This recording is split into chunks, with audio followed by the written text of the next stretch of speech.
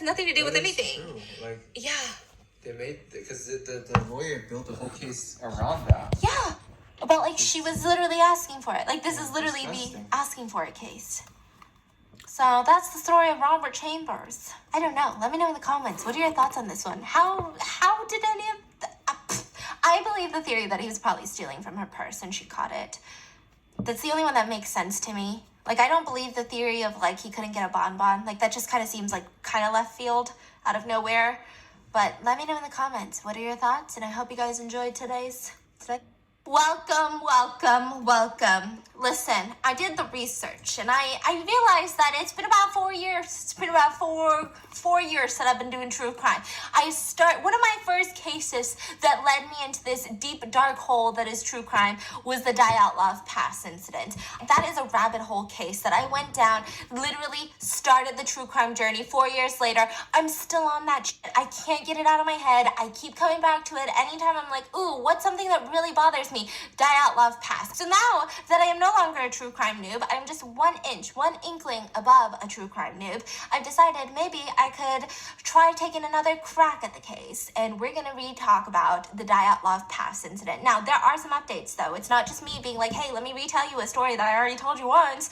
It's the fact that there might be a slight solution to the story. So news broke like a week ago. I was all over this, okay? Everyone was like, oh my God, did you know the Frozen movie, the Disney movie? Yeah, the one with Elsa and the...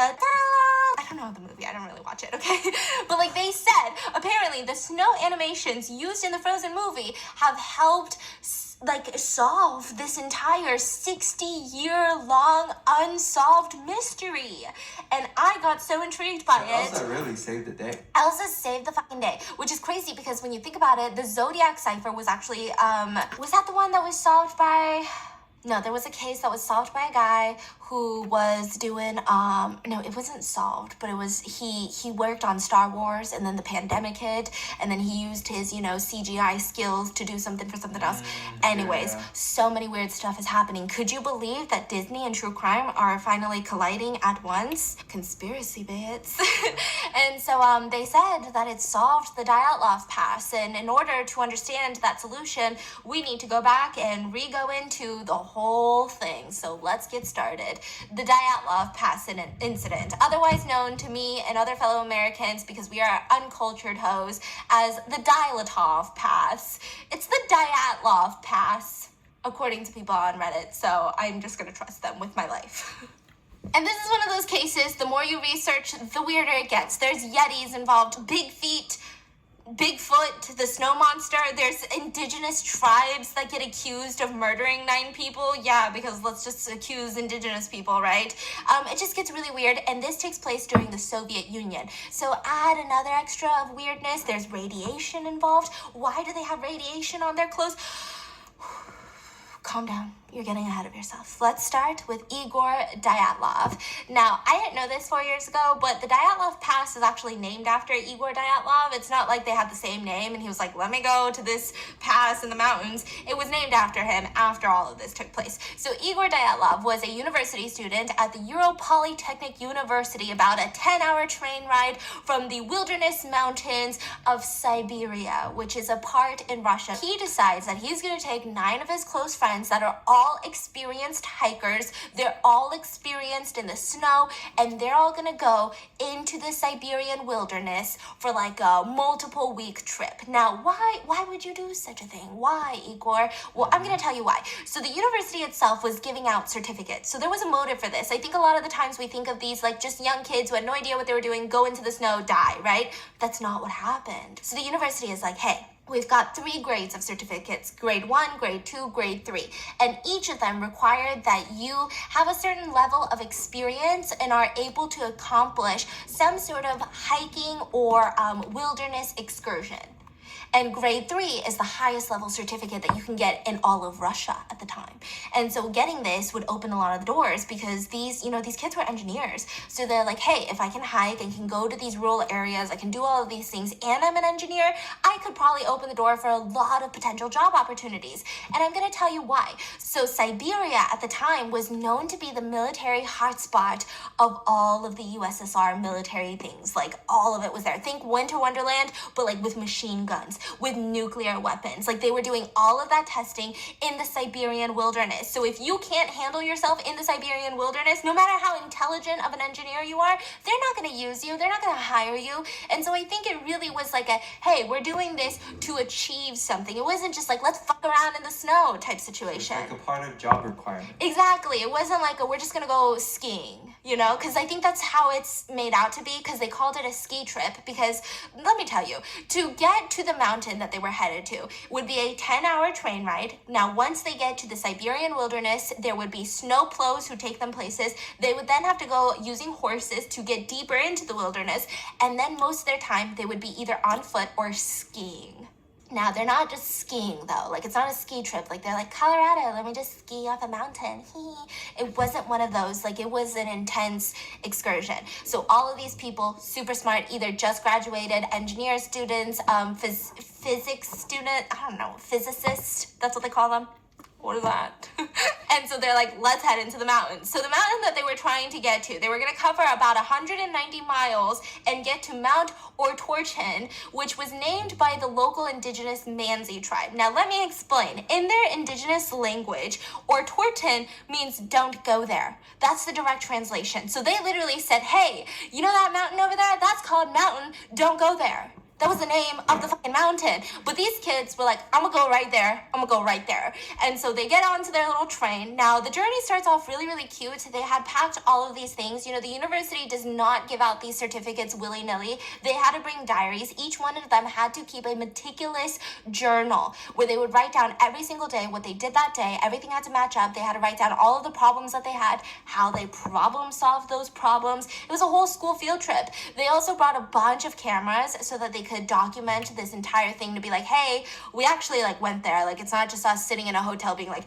and then what was the next problem that we had? Wink, wink, you know? So they were like, we need to document all of this. Got all these cameras, got the gear. And the journey starts off kind of cute. Like, they got onto that 10-hour train ride, and a lot of them were so broke that they hid underneath the seats when the conductor would come around to get tickets. And it just was like a very, you know, like one of those beginning of a scary movie type situations. We've got 8 dudes, 2 women on the team, and all 9 of them will pass away in this incident. There will only be one survivor, and his name was Yuri. It gets a little confusing because there are 2 Yuris. One of them passes and one of them survives. So we're just going to call the survivor Yuri, and then the rest of the hikers, we're going to call them by their last name, because it's going to be so hard to pronounce even their last names, and you guys are going to hate me, and I'm so sorry. So they go out into the mountains, and in the beginning, they haven't reached Mount Ortorten yet. Like, they haven't gotten to the crazy wilderness. They're kind of passing through the villages. They're passing through these indigenous tribes and getting to know them, and most of them were incredibly welcoming, and it seemed like everything was fun. All of their diary entries are very small problems. I would consider them massive, but to them, it was small. They were like, oh, we fixed this by doing this small, simple solution. And they're all engineers, so they're really good at problem solving. And they took pictures. Everything really seemed to be going well. They even started something called Evening Ortorten, which was their local newspaper. So they would write in their diary as if they were like, oh, this is going to be a newspaper that we're going to print when we get back home, and it's going to be so cute. Now, one of the entries of this newspaper, one of the last ones, which is going to start off an entire conspiracy, written by one of the students, said, well, at least now we know snowmen do exist. So I don't know if this was like a cute little title where like one of them had dressed up in some snow and was like, or like one of them made a snowman and they were like, look at that cute little snowman. Or if there was some conspiracy. We're going to talk about it at the end, but just they would write stuff like this in their little newspapers. Now, January 28th comes around, and Yuri, the survivor, he starts feeling sick. Like, he starts feeling really, really sick. And they were headed straight into the mountains. So it's like, either you're going to go into the mountains, and you're going to spend weeks inside these mountains with the rest of your team, or you can stay back and head back to the village because it's super close. And so he had this decision to make, and Yuri, he said he was so upset because he's always grown up with a lot of joint pain. It's always been something that he felt like was hindering him, was something that prevented him from achieving what all of his peers were achieving. But this time, it literally saved his life. So he was feeling all of that. And he told the group, like, I don't want to put your safety at risk. I don't want to be someone that you have to take care of. I'm going to head back to the village. I don't think I can do this with you. And so they all said their goodbyes. They even took pictures with him. They were like, let's take a picture. And so they had pictures with Yuri. They did all of this. And he headed back to the village. Now, they had a scheduled call. The group said, hey, February 12th, about 2 weeks from now, we're going to give you a call. We're going to send you a telegram or whatever. And you'll know that we're back in the local village and then probably headed back onto the train, back to the college town. And we'll reach out to you. We should be done around February 12th. So he says, okay. Yuri is going back home or he's staying at the village? So he went to the village and then eventually went back home, you know? Okay. But he needed to like take rest. So he needed to rest at the village. And so he's like, okay, February 12th, I'll be looking out for your telegram. Like, don't you worry. Like, you should be done February 12th. So the rest of the group, they go on. Now, Yuri says before he left, some weird shit happened. Yuri said that right before he left, when they were at the last local village, I don't know if this one belonged to the Manzi tribe, but I feel like it did. He remembered that Igor Dyatlov was in a really heated conversation with one of the locals, and the local was just saying, like, warning him not to go to the mountain. And Igor had said something, but Yuri didn't want to intrude. Yuri didn't want to get involved. He didn't want, like, this whole drama to come out of it, so he never really told anyone. He just maybe thought the local was like, hey, you know, that's a pretty dangerous mountain, and was just a casual warning of like, are you really experienced enough to go into the mountains? He kind of thought it was like that, but later he keeps thinking about that moment, and then a lot of other Redditors will start thinking about that moment, and a whole conspiracy will develop from that moment. So February 1st, a couple days after Yuri says goodbye, he goes back to the village safely. The rest of the 9 hikers, they head into the mountains and they approach Dead Mountain. Literally, that's what it's called, Dead Mountain in their language, okay? And so they're hiking up Dead Mountain. It's a lot of snow. It's really cold. I think during the night, it becomes like at one point negative 60 degrees. It's freaking freezing there. And so as they're headed up, they decide February 1st, we're going to set up shop. We're going to set up our camp. But they had chosen a really odd spot. They had chosen literally the bottom of a mountain. But it wasn't even exactly like the valley of the mountain, like the very bottom, but it was almost at a slope. But the slope wasn't steep, so it was enough that you could pitch a tent, that you could leave all your stuff. You wouldn't be like falling down as you sleep. But the reason that a lot of people find this a very odd spot to set up camp, especially for such experienced hikers, is that if an avalanche hits, like, you're dead. Like, there's no forewarning, there's nothing, like, you're just gonna die. 111, 160. Yours is way better. Show them how to do it. Come on, heart rate go up. Heart rate go up. I think I got excited because I thought it's so good. Oh my god, why are you crying? Because I love you. Oh my god. Show me what you can do with that fingertips. He said, honey, let me show you, because he wants to show off this new lamp that we've added to our addition. Show it, boo-boo. You missed it. Where? Boom. Ooh, will you change it with your emotions? Like, what are you feeling right now, deep inside your soul? Right now? Yeah, like, what are you feeling? What's you the ready? vibe? Yeah. You feel nothing. You feel nothing right now. I'm alive. But I'm dead. Ooh, hi everyone. Welcome back to today's video. Listen up, bitch. I just want to say one thing. We are doing the heart fluster challenge one more time, but we're going to do it with a heart rate monitor. I don't know how this is going to work. So you just clip your fingers on, and then we'll get to see Stephanie's heart rate. Okay, here's the thing. Let's just say what my median heart rate is. No, So they say healthy people is between 60 to 100. Oh, definitely like a 50 then. Definitely either a 50 or a 110. I don't know which way I swing, but I know it's not going to be in the median. I just want to mention one thing. If I see your heart rate even go up by one even decimal, you just